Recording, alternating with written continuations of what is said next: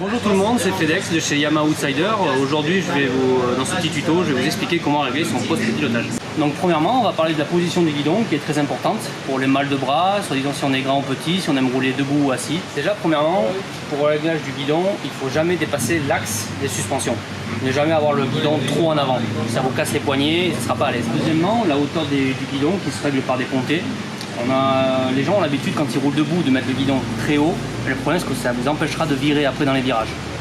Donc il faut choisir la bonne position de transition entre le debout et quand vous êtes assis. Ensuite nous avons les leviers. Donc les leviers c'est pareil, il faut toujours veiller à ce que le levier soit dans l'axe de votre bras.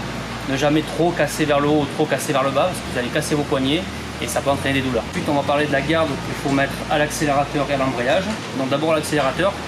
Toujours garder un petit jeu de fonctionnement parce que quand vous allez arriver dans les trous, vous allez vous faire un peu secouer ou dans les cailloux, vous aurez tendance à accélérer légèrement et c'est un coup à se faire embarquer et à faire un soleil. Pareil pour l'embrayage, toujours garder un peu de garde parce que quand votre embrayage va commencer à chauffer, ça va récupérer la garde et vous risquez de cramer votre embrayage.